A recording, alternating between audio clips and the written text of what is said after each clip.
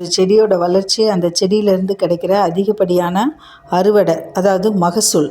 இது விதையோட முளைப்பு திறன் நல்லா இருந்தால் தான் அந்த செடி நமக்கு அதிகப்படியான மகசூலை கொடுக்கும். அந்த மகசூல் கொடுக்கறதுக்கு அந்த விதையை நம்ம நேர்த்தி பண்ணணும். அந்த விதையை நேர்த்தி பண்ணுறதுக்கு விதையை வெயிலில் காய வச்சு எடுத்து வச்சுக்கணும். விதையை நேர்த்தி பண்ணுறதுக்கு நிறைய முறைகள் இருக்குது. அந்த வகையில் இப்போ நம்ம சூடோமோனாஸும் ட்ரைகோடர்மாவும் போட்டு வெண்டைக்காய் விதை, அவரைக்காய், சொரக்காய், பாகக்காய் இது போல் விதைகளை நம்ம ஊற வைக்கணும். ஊற வைக்கிறது அரை மணி நேரமோ அல்லது 1 மணி நேரமோ நம்ம ஊற வைக்கலாம்.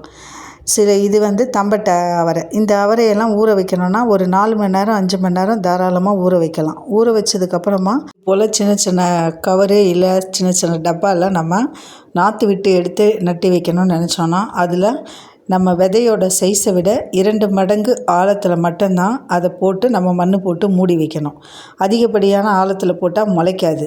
அதனால் இந்த விதையை நேர்த்தி பண்ணுறதுக்கு நம்ம பஞ்சகவியா அல்லது மஞ்சள் கலந்த தண்ணி, மழை தண்ணி, இது மாதிரி சாப்பாடு வடித்த கஞ்சி தண்ணி, ஆற வச்ச கஞ்சி தண்ணி, இதில் கூட முளைப்பு திறனுக்கு அதிகப்படியான பவர் இருக்குது. அதனால் இதெல்லாம் கூட நம்ம விதை நேர்த்தி பண்ணுறதுக்கு பயன்படுத்தலாம். இதுக்காக நம்ம விதை நேர்த்தி பண்ணுறோன்னா, ஒரு மண்ணுக்குள்ளே அந்த செடி முளைச்சி அது வெளியே வர்றதுக்கு அந்த மண்ணோட தன்மையும் அந்த மண்ணில் இருக்க கண்ணுக்கு தெரியாத நுண்கிருமிகளால் அந்த செடி பாதிக்கப்படக்கூடாது. அதுக்காக தான் நம்ம விதை நேர்த்தி பண்ணுறோம். அதுக்கு ஒரு நாள் நம்ம மஞ்சளை கலந்து தண்ணியில் கலந்துட்டு அதை நம்ம மண்ணுக்கு கொடுத்துட்டு வரும்போது மண்ணில் இருக்கிற நோய்களை, மண்ணில் பரவுகிற மண் மூலியமாக பரவுகிற நோய்களை கட்டுப்படுத்துது.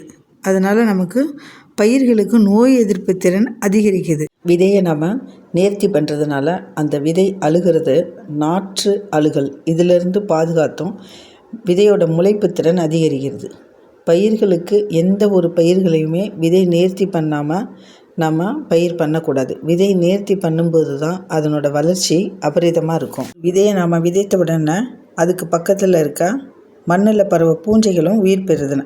ஆகையால் தான் நம்ம விதையை நேர்த்தி பண்ணி விதைச்சோன்னா அதனோட பாதிப்பிலேருந்து நம்ம கட்டுப்படுத்த. ஒரு விதையை நேர்த்தி பண்ணி எப்படி முளைக்க வைக்கிறோமோ அது போல தான் நம்ம செடிகளுக்கு கொடுக்குற மண்ணுக்கு கொடுக்குற உரங்களை பொறுத்து தான் அந்த செடியோட வளர்ச்சியே இருக்கும். அந்த மண்ணுக்கு கொடுக்குற உரங்களில் கூட நம்ம சரியான முறையில் கொடுக்கணும். அதாவது இப்போ ஒரு கடலை புண்ணாக்குன்னா அதில் வேப்பம் புண்ணாக்கு கலந்து தான் நம்ம ஊற வச்சு நம்ம அதை செடிகளுக்கு மண்ணுக்கு நீர் பாய்ச்சணும். அப்படி இல்லைன்னா அதுலேயும் பூஞ்சைகள் ஏற்பட்டு எறும்புகள் வேரழுகல் நோய் இல்லை வேரில் பூச்சி தாக்குதல் இது போல் பலவித பிரச்சனைகளை ஏற்படுத்தும். ஒரு விதையை விதைச்சி அது வளர்ந்து அந்த மண்ணுக்கு நம்ம உரம் கொடுத்து அது நல்லா வளர்ந்து கொடி பிடிச்சி மேலே போகும்போதும் சரி, நம்ம ஒரு செடியாக வச்சுருக்கும் போதும் சரி, அதில் பூச்சி தாக்குதல் ஏற்படுத்தும். அந்த பூச்சி தாக்குதலுக்கும் நம்ம இயற்கை முறையில் 3G கரைசல், அதாவது இஞ்சி பூண்டு பச்சை மிளகாவை அதை அரைச்சி நம்ம வடிகட்டி நம்ம இலைகளுக்கு தெளிக்கும் போதும் அதிலிருந்து பூச்சி தாக்குதலேருந்து கட்டுப்படுத்த முடியும். மீன் அமிலம், பழக்கரைசல், முட்டை கரைசல்லாம் ரொம்ப ஒரு செடி நோய் தாக்குதல்லேருந்து இலைகள்லாம் நல்ல ஒரு பச்சையான தன்மத்தையும் ஏற்படுத்தும். இலைகளில் ஏற்படுற பூச்சிகள்லாம் கட்டுப்படுத்தும். இலைகள், அதாவது மண்ணுக்கு கீழே எந்த அளவுக்கு பூஞ்சைகள் ஏற்படுத்தி நமக்கு செடிகளை வேர்களுக்கு வளர விடாமல் செய்யுதோ அதே போல் இலைகள் மூலியமாகவும் நமக்கு செடிகளை வளர விடாமல் இந்த பூச்சி தாக்குதல்லாம் ஏற்படுத்தும். அப்போ அதுக்கெல்லாம் நம்ம இந்த முட்டை கரைசல்லாம் கண்டிப்பாக வச்சுருக்கணும். ஒரு விதை விதைச்சு அதிலிருந்து முளைப்பு திறன் உருவாகி 2 இலை இல்லை 4 இலை வரும் பொழுதே நாம் பூச்சி விரட்டியெல்லாம் தெளிக்க ஆரம்பிச்சிடணும். பூச்சி விரட்டியெல்லாம் தெளிக்க ஆரம்பிச்சிட்டோன்னா முடிஞ்ச வரைக்கும் 3/4 நமக்கு நோய்கள் கட்டுப்படுத்துறதை நம்மளால் பார்க்க முடியும். முட்டை கரைசல்லாம் பார்த்திங்கன்னா நல்ல ஒரு பயிர் ஊக்கியாகவும் இருக்கும். ஏன்னா அதில் இருக்க அந்த முட்டையில் இருக்க கால்சியம் அது நொதிச்சு அந்த முட்டையோட ஓடெல்லாம் நல்லா நொதிச்சு அந்த எலுமிச்சம் பழம் சாறு நம்ம ஊற்றி அதை பண்ணும்போது அதில் கிடைக்கிற அது ஒரு வீடியோ நான் போடுறேன். முட்டை கரைசலை பற்றி ஒரு வீடியோ போடுறேன். அதெல்லாம் நீங்கள் பண்ணும்போது ஒரு கட்டுப்படுத்த முடியும், பூச்சிகளை கட்டுப்படுத்த முடியும். அஸ்வினி பூச்சி, அவரையிலலாம் பார்த்திங்கன்னா நிறைய அஸ்வினி பூச்சி வரும்.